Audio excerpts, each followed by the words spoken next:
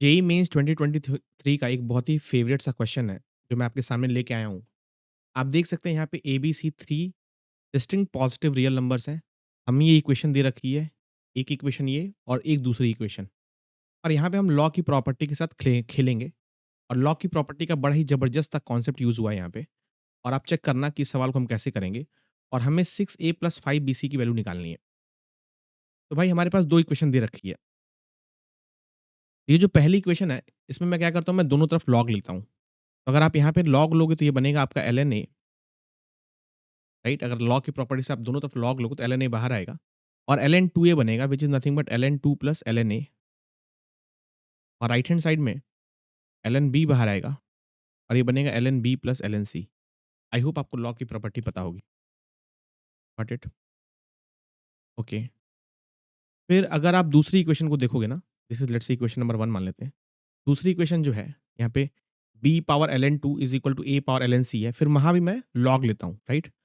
तो दूसरी इक्वेशन क्या बनेगी ln 2 ln b is equal to ln c और ln a।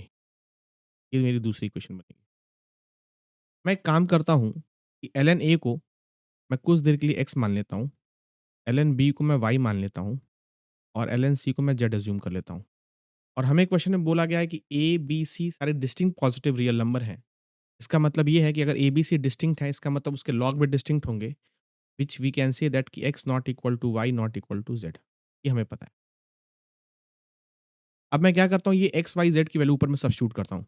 मेरी जो पहली इक्वेशन बनेगी x times ln 2 plus x is equal to y times y plus z बनेगी और जो दूसरी इक्वेशन बनेगी वो ln 2 और यहाँ पे ln b की वैल्यू कितनी होगी y इज़ इक्वल टू और राइट में बनेगा आपका x इंटू z। तो यहाँ से देख सकते हो कि ln 2 की वैल्यू आ जाएगी तुम्हारी x z y y और ये वाली जो वैल्यू मैं यहाँ पे डाल के चिपका देता हूँ।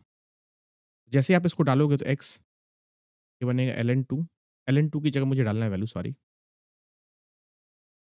x ln 2 की जगह मैं डाल सकता हूँ x z by y plus x minus और लेफ्ट वाली चीज़ों को मैं राइट में लाता हूँ।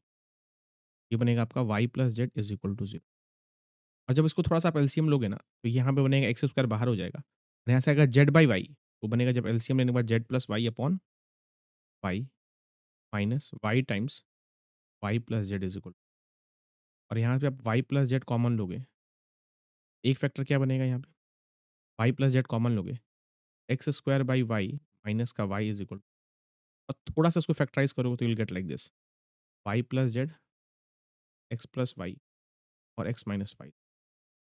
यहाँ पे मेरे 3 फैक्टर्स आ गए और तीनों का प्रोडक्ट अगर 0 है इसका मतलब इसमें से कोई एक 0 होना चाहिए कम से कम और क्वेश्चन में बोल रखा है कि x की वैल्यू y नहीं है, तो this can not be 0 right? ये तो 0 नहीं हो सकता। While what I will be getting x plus y into y plus z is equal to 0। मेरी जान यहाँ पे एक चीज़ देखने वाली है, x प्लस वाई 0 हो सकता है या फिर y प्लस जेड 0 हो सकता है right? For the time being मैं ये अज़्यूम करता हूँ कि भाई x प्लस वाई 0 है। अब मेरे पास x कितना था? मेरे पास x कितना था? ln a। y कितना था? ln b। या फिर ये हो सकता है या फिर मैं ये ले सकता हूँ कि y प्लस जेड 0 है, राइट? अगर मैं कुछ देर के लिए let's say y plus Z को 0 अज़्यूम करता हूँ, राइट? इन दोनों में से कोई एक होगा या फिर दोनों हो सकता है, राइट? तो y कितना है मेरे पास? ln b। जेड कितना है मेरे पास? ln c। यहाँ से मुझे दिख रहा है कि ln bc की जो वैल्यू है वो 0 आ गई, मतलब bc की वैल्यू तो -1 आ गई। ठीक है भाई साहब? ओके। अच्छा अगर ln bc की वैल्यू सॉरी bc की वैल्यू अगर -1 आ गई, तो मैं एक काम करता हूँ, इक्वेशन 1 में जाता हूँ। इक्वेशन 1 था मेरे पास ln a into ln 2 plus ln a और राइट हैंड साइड में देखोगे तो मैं क्या लिखेगा ln b और यहाँ बनेगा ln b plus ln c which is nothing but ln bc, correct? और bc की वैल्यू तो 1 है सॉरी यहाँ पे तो bc वैल्यू 1 आएगी ना बिकॉज़ ln bc 0 तो bc की वैल्यू 1 आएगी। तो ये बनेगा तुम्हारा ln bc और bc की वैल्यू 1 है, तो ये क्वांटिटी 0 हो जाएगी। यहाँ से आ जाएगा तुम्हारे पास ln a into ln 2 plus ln a बराबर 0।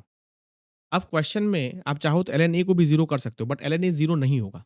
क्यों? क्योंकि अगर ln a 0 हो गया तो a की वैल्यू 1 हो जाएगी और a की वैल्यू जब 1 होगी, तो आप देख सकते हैं यहाँ पे पावर में 0 आ जाएगा, राइट ना? राइट? वो एक अच्छा डेटा नहीं होगा बिकॉज़ 2a की पावर 0 राइट? वो हमेशा 1 हो जाएगा। इसीलिए मैं क्या करता हूँ कि ln 2 प्लस ln a को 0 कर लेता हूँ और यहाँ से a की वैल्यू आपकी हाफ आ जाएगी। और हमें क्वेश्चन में क्या चाहिए? 6a plus 5bc 6 into 1/2 plus 5 into bc की वैल्यू कितनी आ गई 1। ये आंसर मेरा 8 आ जाएगा। ये बहुत ही ज़बरदस्त सा सवाल था, इसमें बहुत सारी प्रॉपर्टीज़ का यूज़ हो रहा था और आपकी अंडरस्टैंडिंग बहुत अच्छी चाहिए थी कि हमें कैसे अपने वेरिएबल के साथ प्ले करना है। तो अगर आप सोचो कि अगर आप ln A और ln B और ln C को अगर आपने नया वेरिएबल नहीं अज़्यूम किया होता, तो ये प्रॉब्लम आपको सॉल्व करने में थोड़ी-सी परेशानी होती। बिकॉज़ आप देख नहीं सकते थे कि फिर मुझे कैसे कॉमन लेना है और कैसे इसके साथ आगे बात करनी है। तो जैसे ही मैंने ln A को x रखा, ln B को y रखा और ln C को z रखा, मेरी प्रॉब्लम जो थी वो ईज़िली वे में सिम्प्लीफाई हो गई and I got a very important factor x plus y plus z और x minus y is equal to 0 और जहाँ से मैंने चीज़ों को कंक्लूड कर लिया। ये बहुत ही इंपॉर्टेंट सवाल है और हर एक जेईई एस्पिरेंट को इस तरह के सवाल की प्रैक्टिस करनी चाहिए और ये सवाल कभी-कभी टाइम टेकिंग भी हो सकते हैं बट मेक श्योर दैट कि if you are applying the properties और if you are using the correct variable ये प्रॉब्लम आपकी 1 मिनट या 1.5 मिनट में सॉल्व हो जानी चाहिए।